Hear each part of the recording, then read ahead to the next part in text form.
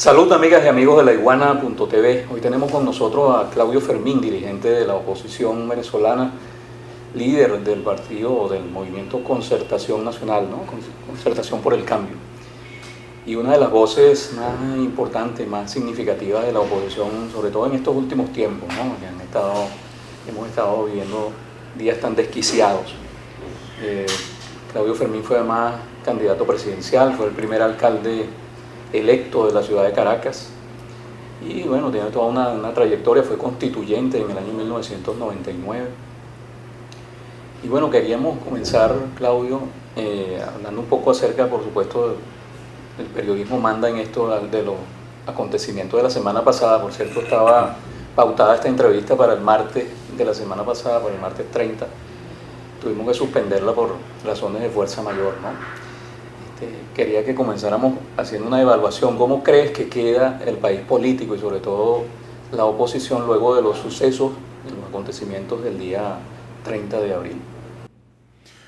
Muchísimas gracias, Clodovaldo, por tenerme acá en La Iguana y en tu programa. Y ciertamente teníamos que habernos visto el martes pasado y por este evento pues tan inusual, que conmovió al país, pues estamos haciendo la entrevista una semana después. En Venezuela, lamentablemente, es muy recurrente que ocurran episodios económicos, políticos, administrativos, jurídicos, desde diferentes ángulos se pueden ver los hechos sociales y ocurren y no se analizan. Simplemente vamos pasando de un puente a otro y una noticia tapa otra. Por eso saludo muchísimo que comencemos esta conversación haciendo un alto en lo que ocurrió el 30 de abril. El 30 de abril es un hecho extraño porque hubo una rebelión de unos oficiales, no sé al fin cuántos fueron, hubo un alzamiento porque manifestarse públicamente contra los mandos militares, contra la autoridad de unos oficiales que se rebelan, es un alzamiento. Hubo un desconocimiento de las autoridades y hubo un intento, así lo percibo yo, de lo contrario tendría que pedir otra lectura, pero yo lo veo un desconocimiento del poder y un intento de deponer las autoridades. De tal manera que cualquier método que se use para deponer a la autoridad constituida y que sea un método que no esté establecido en la Constitución, eso es, desde el punto de vista jurídico formal, un golpe de Estado. Es decir, desconocer una autoridad por una vía distinta de la que se establece en la Constitución, bien sea no solo el Poder Ejecutivo, en este caso Nicolás Maduro, sino el Poder Legislativo. Por ejemplo, declarar a la Asamblea Nacional en desacato, traído eso por los moños, es un golpe de Estado. Y esto de intentar deponer a Nicolás Maduro por una vía que no sea una vía electoral, que es la única vía que prevé, que establece la Constitución, en mi opinión es un golpe de Estado. Sin embargo, fíjate qué curioso, yo he leído por las redes y en muchos artículos de prensa una especie de debate conceptual, de clarificación conceptual, si esto fue un golpe de Estado, si esto fue una mega guarimba, si esto fue una rebelión, si esto fue un alzamiento. Es decir, hay cierto deleite en las formas cuando el fondo de la materia es que se buscaba deponer un gobierno. Bueno, lo primero que hay que evaluar acá es si esto funcionó. Esto no funcionó. Nicolás Maduro está al frente del Poder Ejecutivo. Como no funcionaron las guarimbas y la llamada a la salida, como no funcionó la abstención, como no funcionó el abandono del cargo, como no ha funcionado todas estas acciones empujadas por la inmediatez, tratando, es mi interpretación, de dar una respuesta pronta al descontento y tratando de capitalizar ese descontento, se incurren en propuestas de la inmediatez, improvisadas, pero que ganan popularidad.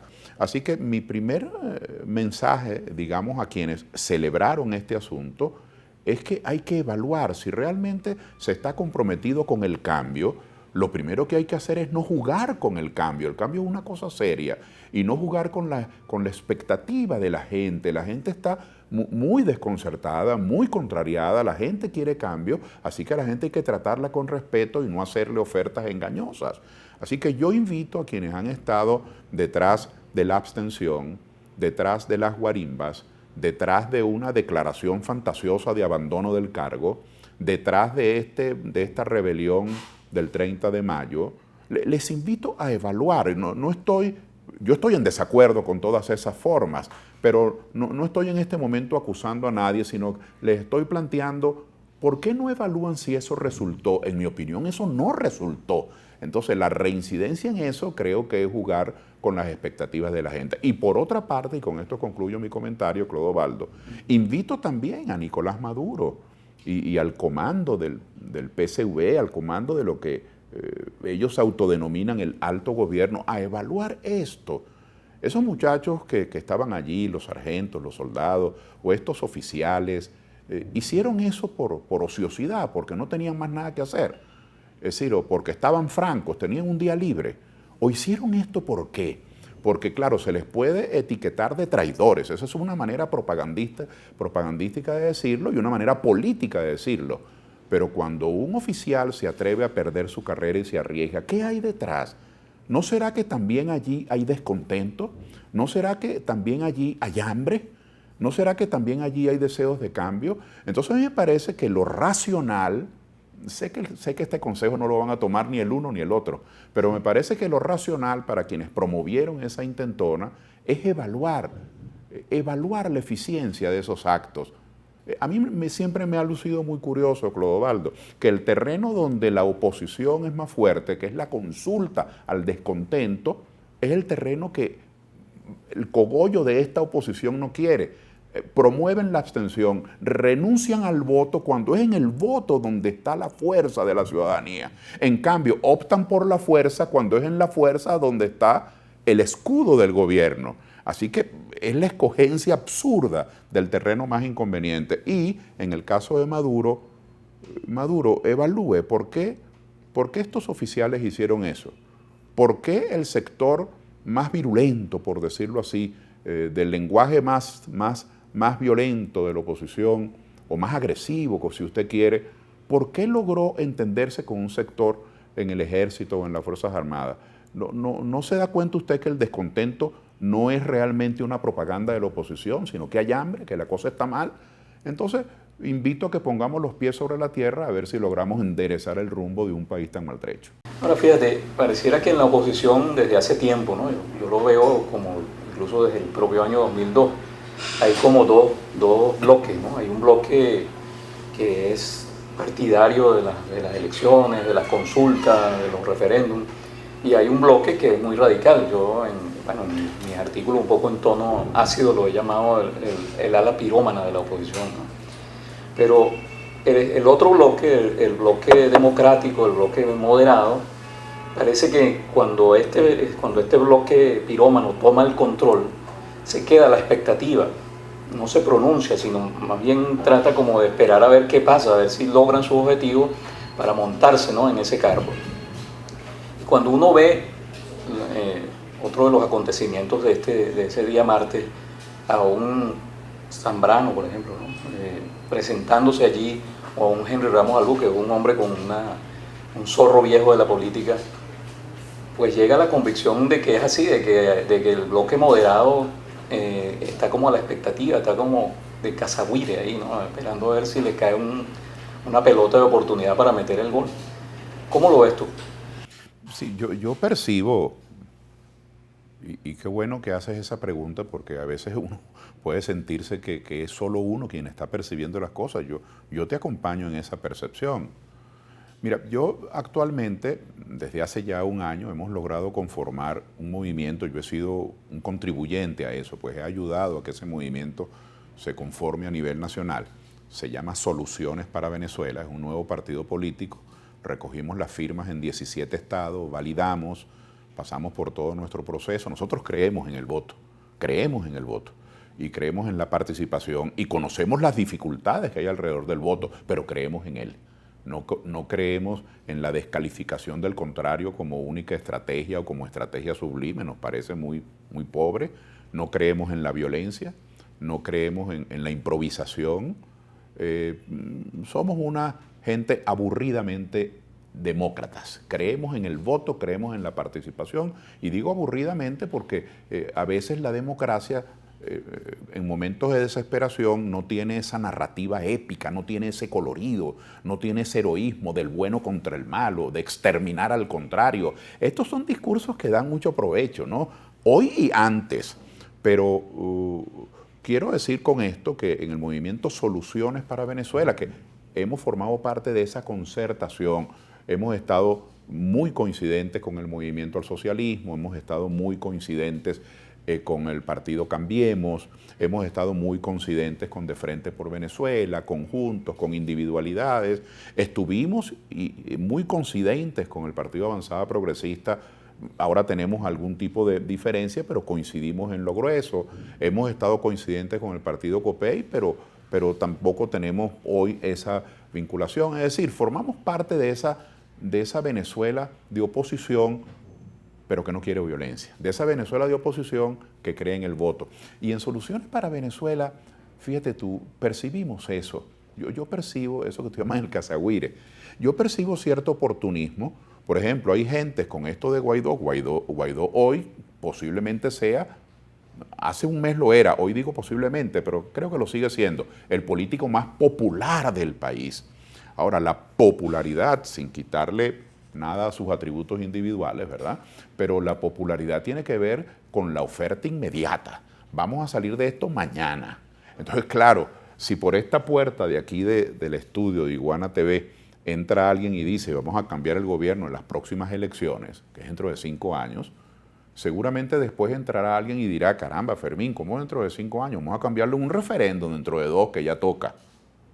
Y entra otro que es más avispado y dice, dentro de 2, ¿cómo se ve que tú no pasas hambre y que tú no tienes necesidad? Vamos a cambiarlo mañana.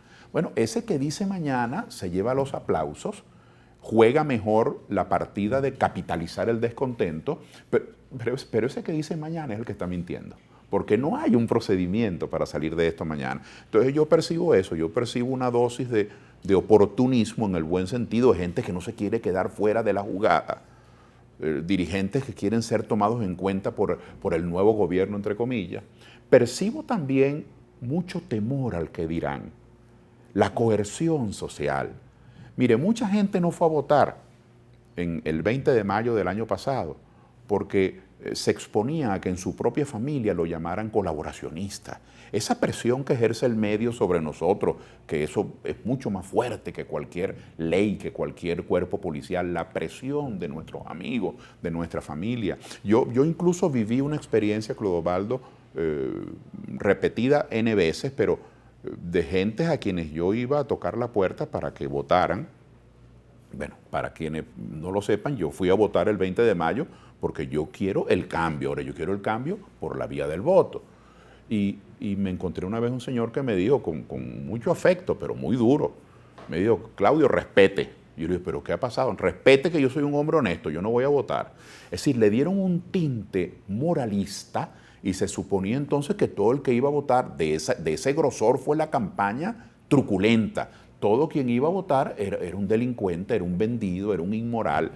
Entonces yo creo que ha habido oportunismo, ha habido temor al que dirán, a la coerción social, y creo que también ha habido gente que no son demócratas, aunque sean de oposición. Ha habido gente que creen que el voto o la violencia o el golpe de Estado son meras herramientas, eso no importa, es decir, el fin justifica los medios. Para un demócrata el fin es la convivencia, el fin es la cooperación, es la integración, el fin es dirimir nuestros asuntos de manera pacífica. Ahora, si a una persona le da vergüenza convivir con otros, ser tolerante, si una persona se siente débil porque cree en el respeto al otro, entonces creo que lo que tiene que hacer es revisar su condición de demócrata. Así que yo sí creo, al igual que tú, que en el caso de estos 20 años, yo he observado muy claramente, he observado también otras características, pero he observado una conducta autoritaria. La Constitución, las leyes han sido sustituidas por la discrecionalidad administrativa. El presidente de turno o el ministro de turno o el presidente del PDVSA o el superintendente del CENIA de turno, ellos elaboran sus propias normas, claro, bajo la premisa de que eso es en beneficio del país.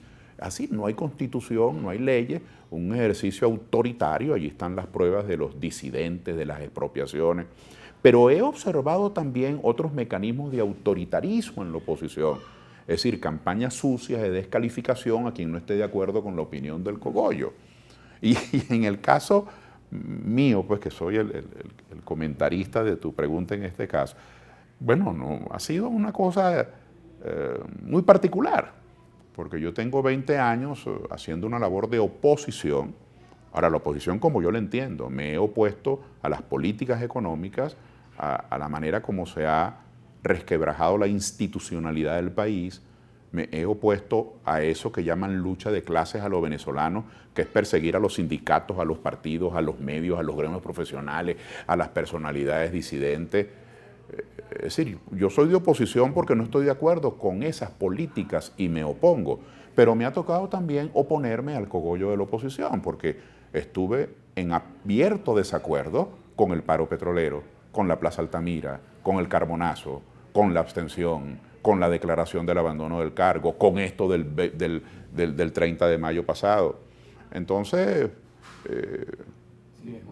no, es una perspectiva, yo no voy a decir que privilegiada ni martirizar esa perspectiva, simplemente que también eso me ha permitido una visión, no voy a decir que de equilibrio, pero me ha permitido ver valores extraordinarios. Yo conozco, Clodovaldo, gente extraordinaria en el PSV, en Acción Democrática, en Primero Justicia, en el Partido Comunista, en el PPT, en el MAS. Yo conozco gente extraordinaria en mi propio movimiento Soluciones para Venezuela. Ahora, el hecho de que uno conozca gente extraordinaria, eso no le exime a uno de tener libertad de criterio y poder observar falencias, poder hacer críticas, poder protestar cosas con las que estamos en desacuerdo. Y yo sigo diciendo, yo sigo creyendo, para los venezolanos que creemos en el cambio, perdón, que no son solo los de oposición. Las encuestas revelan que el 80-85% del país quiere cambio. Ahora, eso no es, por decirlo de una manera gráfica, un rebaño de los partidos de oposición. Ese es Venezuela. Si en estos mismos momentos el Partido Socialista Unido de Venezuela está haciendo unas jornadas para proponerle a Maduro un proceso de rectificación, bueno, eso es una manera elegante de reclamar cambio, un proceso de rectificación. Y por más que lo maquillen, por más que vistan esas propuestas de rectificación en un lenguaje políticamente correcto, en el fondo es un reclamo de cambio que viene de las mismas bases del chavismo. Bueno, el mismo chavismo ha inventado ahora esta categoría del madurismo, para no dejar de ser chavista, que es su seguimiento al liderazgo original, al planteamiento de ruptura de Chávez. Ahora hablan del gobierno madurista. Ahora, ¿qué revela eso? Que el país quiere cambio. Ahora, ese país necesita un mínimo de sentido común. Es decir, esos comandos chavistas tienen con humildad, en mi opinión, hablo como venezolano que quiere un mejor país, que aceptar que ha habido un mar de equivocaciones y rectificar. Y ese océano de gente de oposición que viene reclamando cambio, no pueden ahora con el dedo decir, bueno, pero es que tú llegaste ahorita. No, ya llegó. Ya llegó la coincidencia. Entonces, ¿qué vamos a hacer? ¿Vamos a protestar la coincidencia o el encuentro por el cambio o lo vamos a celebrar? Yo soy de quien lo celebra, porque yo creo que mediante el entendimiento, yo creo que mediante el diálogo, podemos encontrar un camino de bienestar para el país, estando claro que uno no tiene ni una pizca de poder. Pero si tú encuentras un interlocutor que puede coincidir contigo, ¿por qué te vas a poner de luto por eso? ¿Por qué vas a tener que prenderle una vela a cada santo para que nunca te escuchen y así te den la razón en tu acusación de intolerancia? Así que yo percibo. Y eso, mira, y esto tiene además para gente con quienes he venido pasando esta jornada de estos 20 años, esto es también una reflexión sobre la polarización. La polarización extrema ha secuestrado el debate, lo ha anestesiado, ha puesto al activismo político, a los activistas de diferentes movimientos políticos, los ha puesto en una posición de solidaridad automática. Aquí hay chavistas que están en desacuerdo con lo que dice el comando del PSV en tal o cual momento, pero dicen, por disciplina tenemos que repetir. Y hay gente de oposición que está en absoluto desacuerdo con cosas que hacen en la mesa de la unidad, ahora vestida de Frente Amplio, pero dicen que eso no hay que decirlo. Yo me he encontrado con mucha gente que me dice, mira Fermín, lo que tú dices es verdad, pero no lo digas. Bueno, pero ¿y cómo no lo voy a decir si es verdad? Así que esa es esa jungla, esa torre de Babel en que se ha convertido el debate político en Venezuela. Hay gente que tiene vergüenza de acercarse a otros venezolanos y darse la mano. Tenemos que romper eso. Tenemos que romper eso. ¿Qué peso tiene en la oposición, en el liderazgo opositor, los dictámenes de Estados Unidos, de las estrategias que pueden ser dictadas desde Washington, desde los centros de poder de Estados Unidos? Te lo pregunto porque pareciera que, o una hipótesis sobre por qué la oposición moderada termina sumándose a las iniciativas de la oposición radical, pudiera ser que hay algún tipo de instrucción, es decir, que voy a quedar fuera de algo que fue, digamos, dictado por un poder superior. ¿Existe algo de eso? Bueno, comienzo, Clodovaldo, por lo último, sin perder de vista el origen de la pregunta sobre la influencia de los Estados Unidos, pero comienzo por lo último. El cognomento de moderado. En un país como el nuestro, en este país de Boves, del Catire Páez, en este país tú sabes, de Betancur contra Gómez, de Chávez y el golpe de Estado del 92, en este país de guapos, hablar de moderados quizás no sea una alabanza, ¿no? Un piropo, porque la gente se juega, y por eso la polarización ha tenido tanto éxito, la gente juega mucho al maniqueísmo, todo, nada, bueno, malo, sin detenerse a observar las cosas. Yo, por ejemplo, estoy comprometido con el cambio, yo quiero cambio, pero de verdad lucho por el cambio, muy modestamente poniendo un grano de arena. Ahora hemos construido este movimiento Soluciones para Venezuela. Y a mí me gustaría mañana ver un gobierno de unidad, de entendimiento. A mí me gustaría mañana ver al país reconciliado. Alguna gente dice, caramba, qué moderado es Claudio. No, moderado no, ese es el cambio radical. Porque si mañana el nuevo gobierno, que eran perseguidos, se convierten en perseguidores, como yo he visto, por ejemplo, algunos de la Mesa de la Unidad, ahora Frente Amplio, que dicen no al diálogo, yo me pregunto, ¿y eso puede ser cambio? Si eso es lo que hemos venido protestando de Maduro, que no dialoga absolutamente con el país de carne y hueso, sino con sus seguidores, nada más. Y si alguien tiene una opinión distinta, pues lo llama oligarca, vendepatria, lo llama escuálido, lo adjetiva de manera denigrante desde su óptica. Entonces, para mí, por ejemplo, la reconciliación, el entendimiento, ese es el verdadero cambio. El verdadero cambio es que mañana no tengamos presos políticos. El verdadero cambio es que mañana no cierren a ningún medio por invitar a Pedro Pérez o a María Solórzano. Ese es el cambio. Entonces, entiendo el origen de la palabra moderación, que también tiene una razón de ser, porque una digresión, regálame una digresión, un pequeño paréntesis de 40 segundos. La política también se ha vuelto soez. Aquí hay gente que se deleita diciendo groserías públicamente.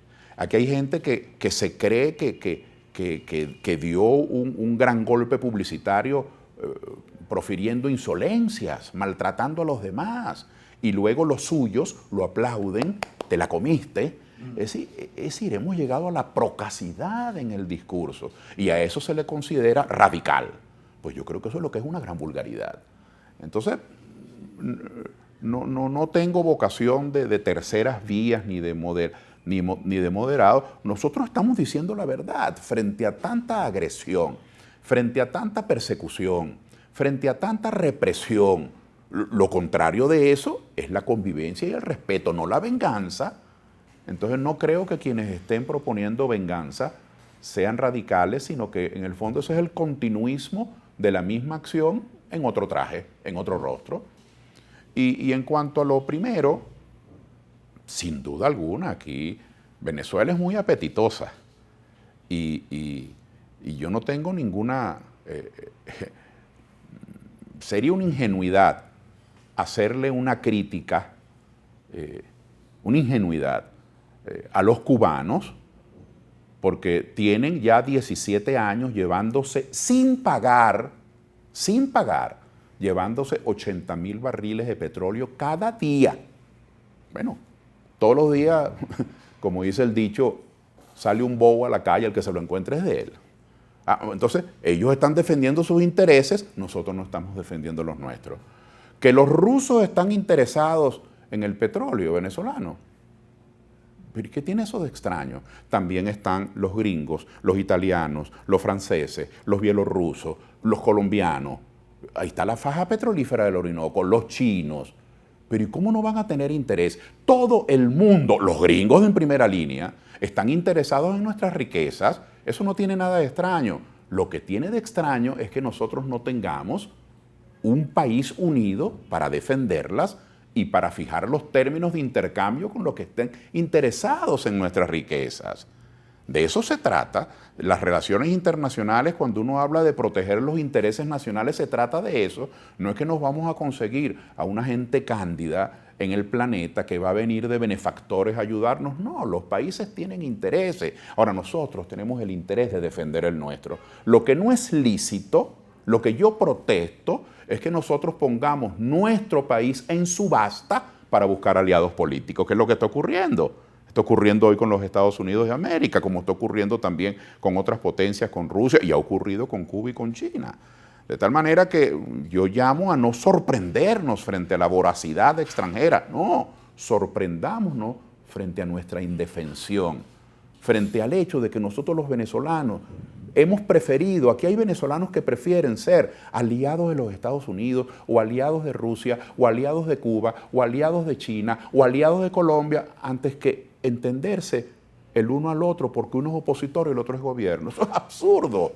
Yo no tengo vergüenza de entenderme con ningún venezolano. Y yo prefiero, no solamente que prefiero, sino que lo busco como algo prioritario, que los venezolanos nos entendamos entre nosotros.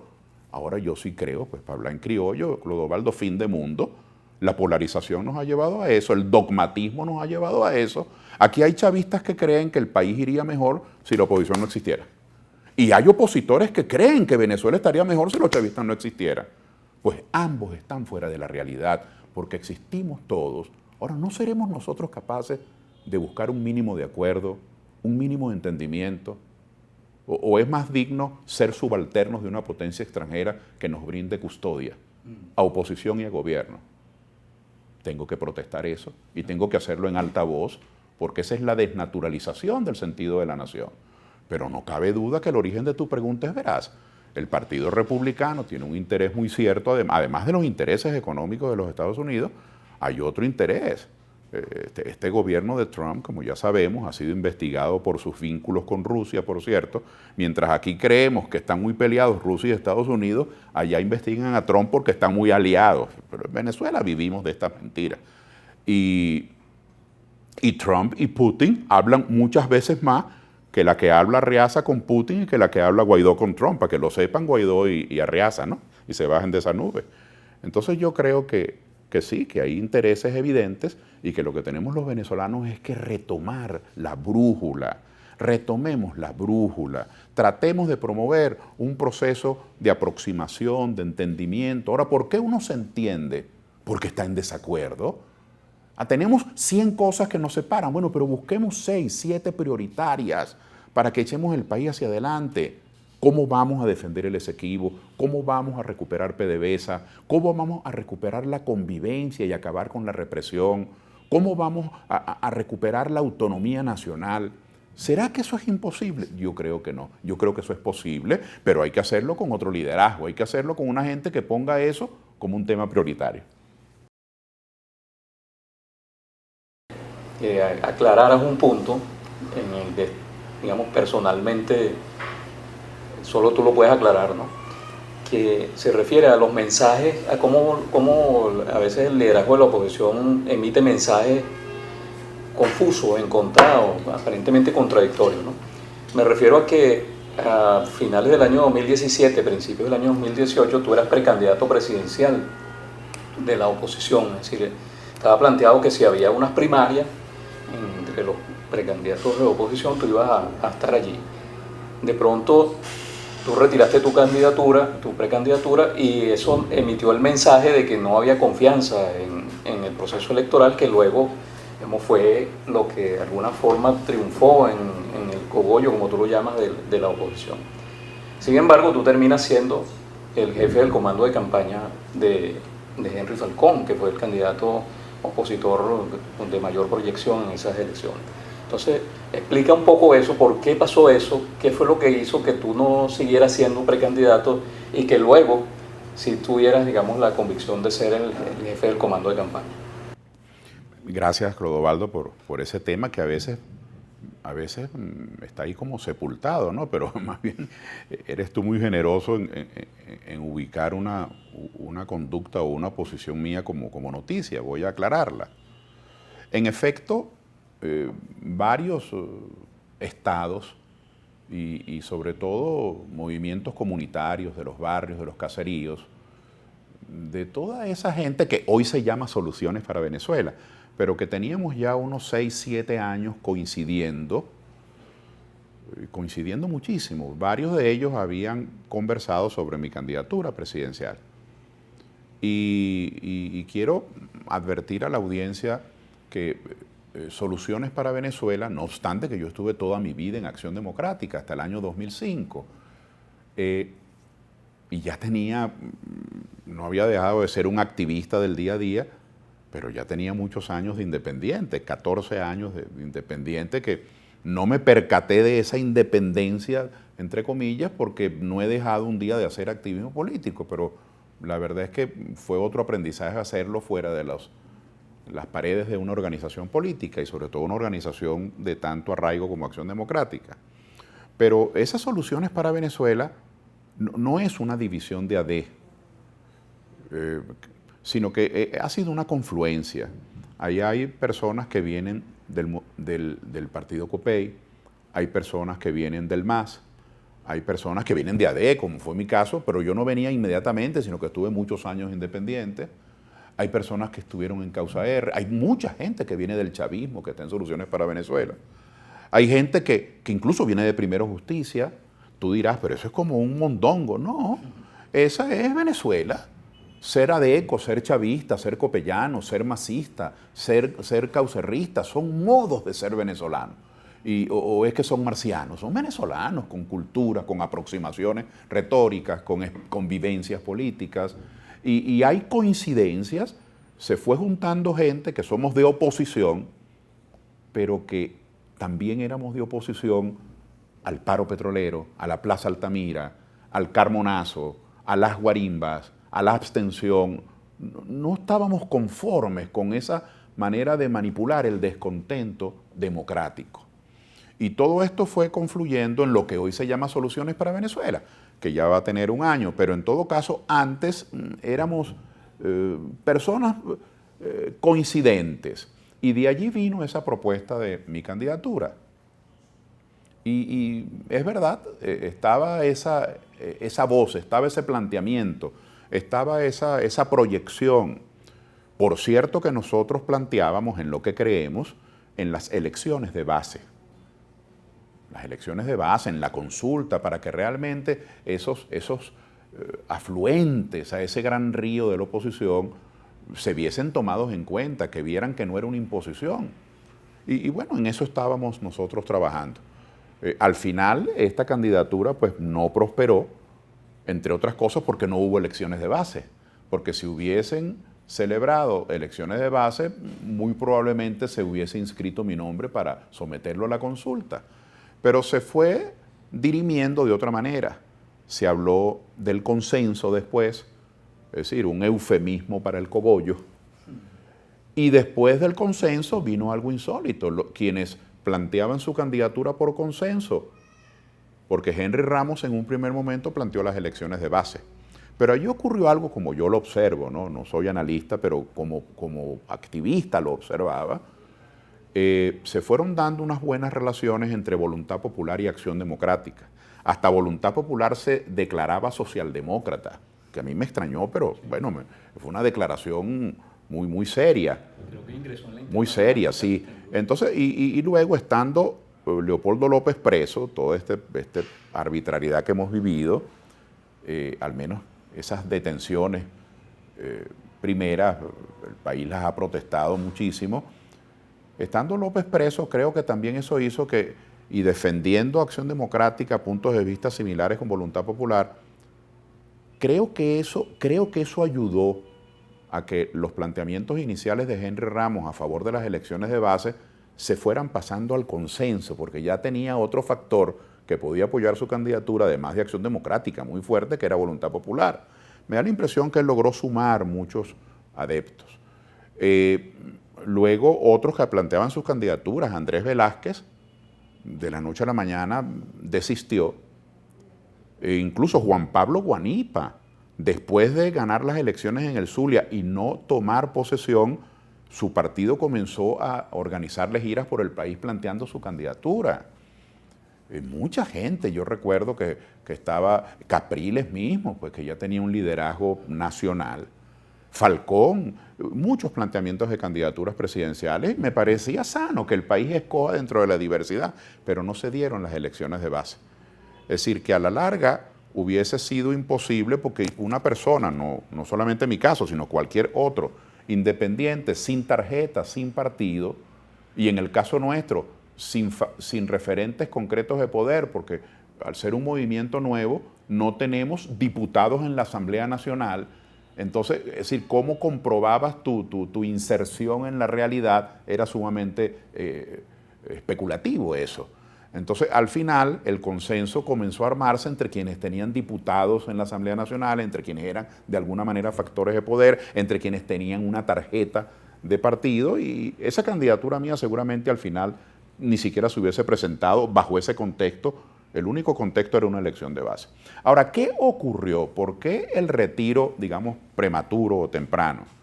Porque cuando se anunciaron la posibilidad de las elecciones presidenciales, yo recuerdo mucho que Diosdado Cabello fue uno de ellos, también Nicolás Maduro, al unísono ellos propusieron e incluso fueron al Consejo Electoral. Y la doctora Lucena recibió esa propuesta. Propusieron que conjuntamente con la elección presidencial se celebrara al unísono la elección de la Asamblea Nacional.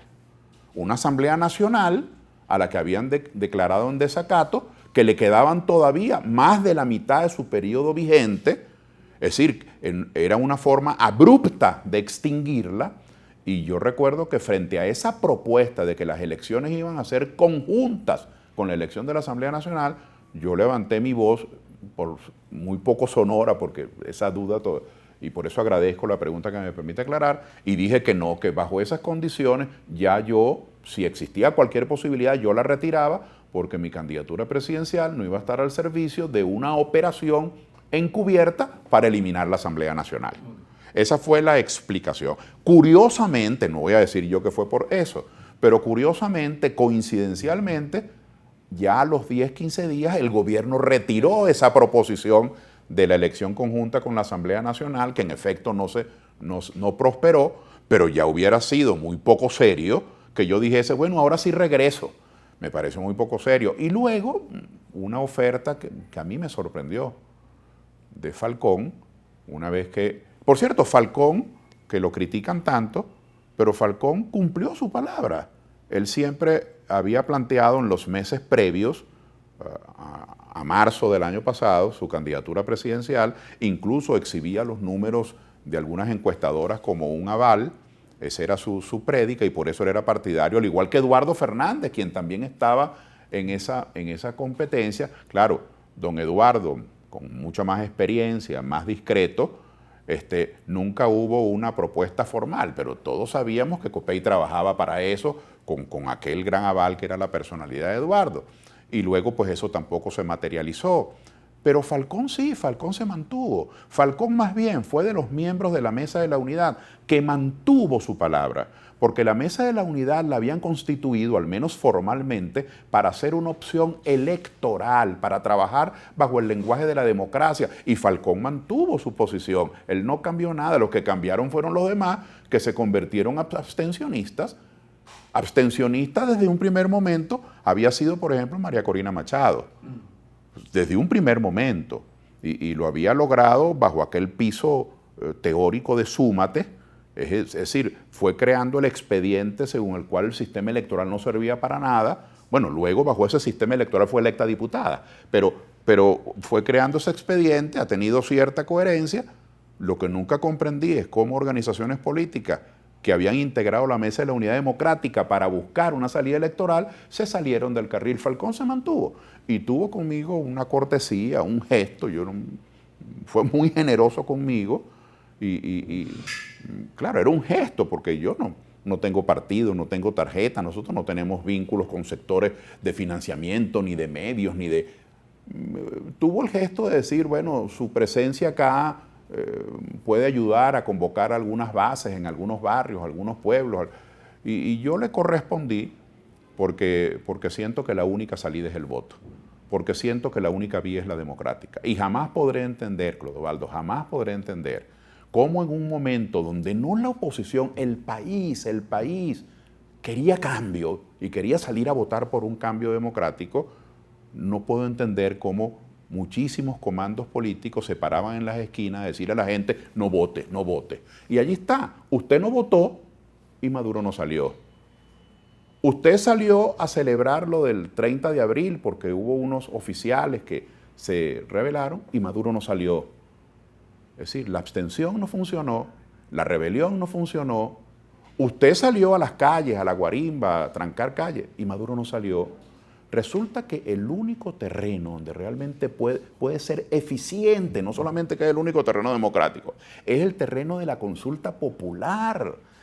Y el terreno más difícil, yo no estoy de acuerdo con ese método, aunque fuese fácil, pero el terreno más difícil, que es el de la fuerza, insólito, es el que un comando de la oposición escoge y desprecian el donde se puede ganar, que es en la consulta popular. El mundo al revés. Ahora, ya muy brevemente, Claudio, como jefe del comando de campaña de Henry Falcón, ¿tú puedes decir responsablemente que en esas elecciones hubo fraude? Mire, nosotros protestamos el voto asistido. El voto asistido nació como una gran reivindicación y hay que reglamentarlo, hay que diseñar y elaborar y convenir una nueva legislación electoral. Pero el voto asistido fue una gran reivindicación. Que una persona impedida de la vista o impedida de las manos por esa limitante vaya a perder sus derechos políticos es un absurdo.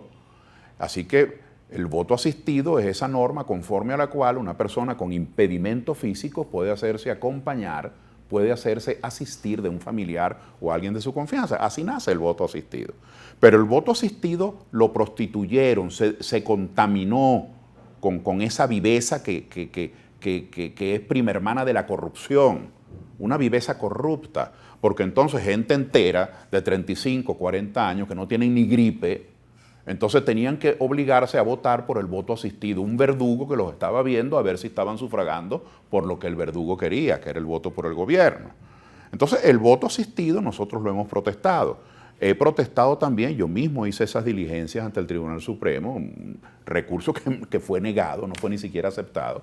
Hemos protestado los puntos rojos o punto tricolor, que es un método de coerción, de vulgar coerción, de chantaje. Usted no recibe tal programa social si no muestra aquí su carnet de la patria, si no lo controlo, si no me da constancia de que votó.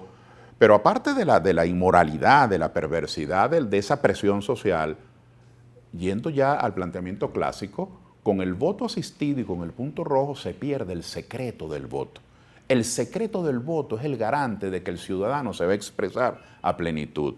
Entonces yo puedo decir sin duda que hubo irregularidades. Claro que hubo irregularidades.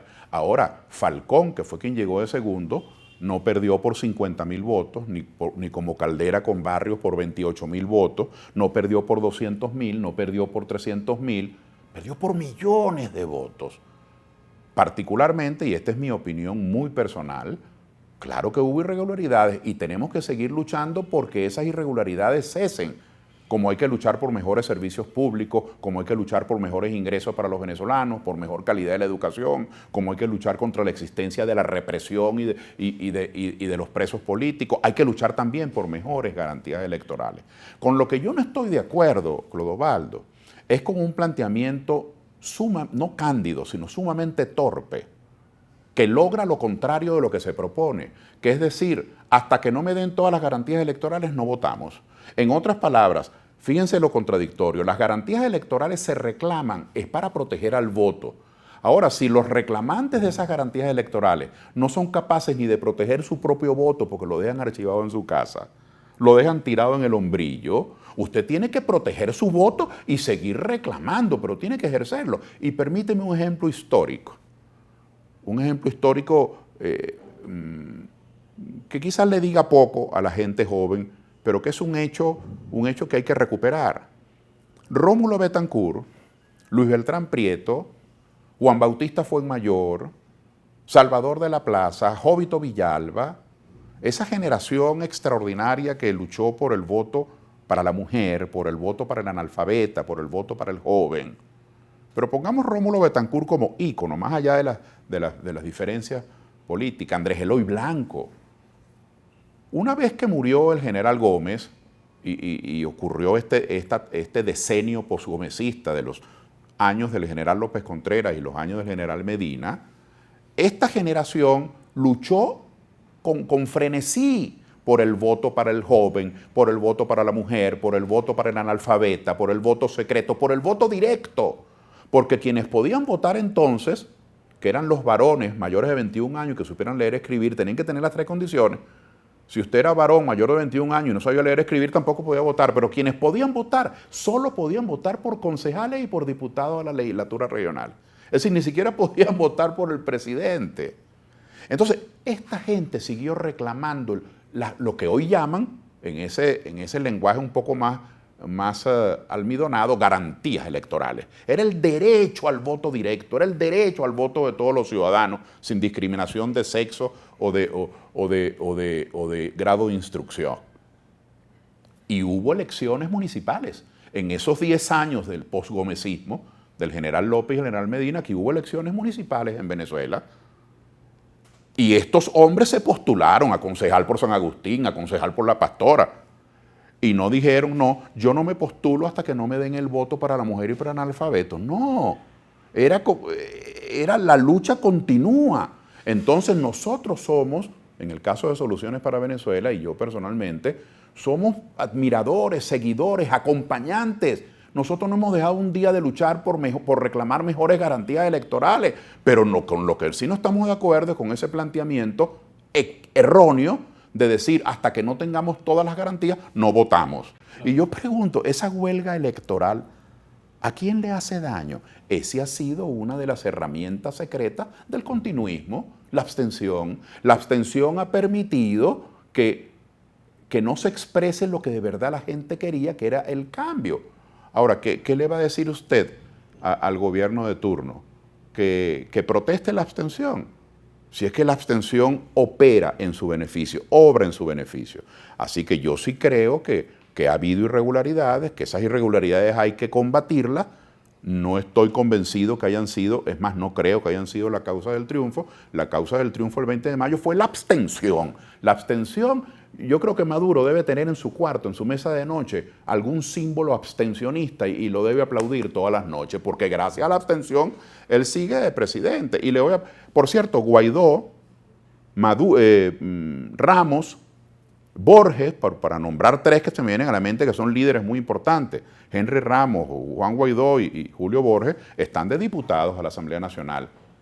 Y están de diputados porque fuimos a votar con el mismo Consejo Electoral. No estoy diciendo que ese Consejo debe ser perpetuo, hay que cambiarlo porque porque está sesgado, porque hay rectoras que tienen el periodo vencido, porque creemos que ya no inspira la confianza que debe inspirar para promover la participación de los ciudadanos, pero sean sinceros con ese mismo Consejo Electoral, quedaron, pero hubo una diferencia, que cuando ellos estuvieron de candidatos llamaron a votar a todo el mundo, sí. Pero como el candidato ahora era un campesinito en Irgua, llamaron a la abstención. Yo me pregunto, ¿y qué hubiese pasado si el candidato hubiera sido Capriles otra vez? O si el candidato hubiese sido Lorenzo Mendoza, que estaba muy bien en las encuestas, ¿hubieran llamado a la abstención? ¿O allí hay otros componentes clasistas, otros componentes de política interna que no estoy al tanto porque yo nunca he ido a una reunión ni de la Mesa de la Unidad ni de la Coordinadora? Pero tengo en mi panorama, tengo esa hipótesis de que ahí hubo cierta mezquindad, algo así como si no soy yo que no sea nadie. Me parece que eso no es bueno. Y pongo un último ejemplo, ya que me diste esta ñapa, déjame poner un ejemplo casero. Supongamos que este estudio de grabación de la iguana es una mesa de votación. Y supongamos que en esta mesa de votación sufragan 300 personas. Un ejemplo. Supongamos que aquí en esta mesa de votación el gobierno, por algún conducto, le dio cédula de identidad a 10 menores de edad y votaron. Van 10 votos, chimbo. Supongamos que le dio cédula a 10 extranjeros y votaron. Van 20 votos maleados, trampeados. Supongamos que hubo otro tipo de irregularidad, muertos, etcétera, y votaron. Digamos que aquí hubo 30 votos irregulares. Claro que hay irregularidades.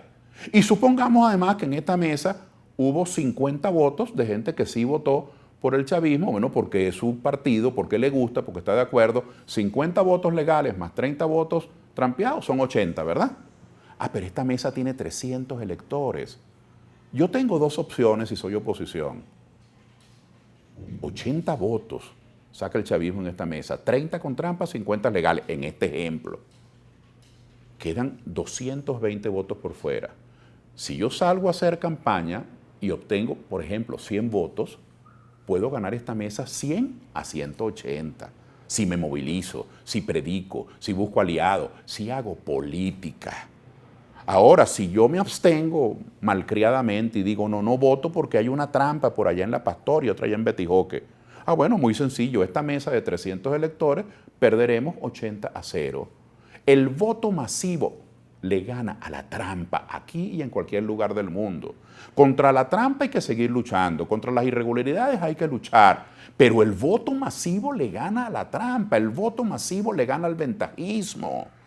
No ganó Chávez el año 98, no ganamos nosotros la Asamblea Nacional el año 2015, no hubo ventajismo el año 98, por ejemplo, no hubo ventajismo en la Asamblea Nacional del 2015. Estoy poniendo un ejemplo que pueda abrir el entendimiento de los dos polos extremos. O sea, no estamos nosotros diciendo que esto es pulcro, que son unas carmelitas descalzas. No, aquí hay muchas irregularidades, pero cuando hay voto masivo, cuando usted convoca al pueblo, cuando hay participación, eso no lo detiene nadie. Por eso es que la abstención no solamente es capitular, la abstención es rendirse, la abstención vuelve fofo al músculo del pueblo, la abstención desmoviliza, sino que la abstención ignora estas experiencias históricas. La única herramienta es el voto, Clodovaldo, no hay otra.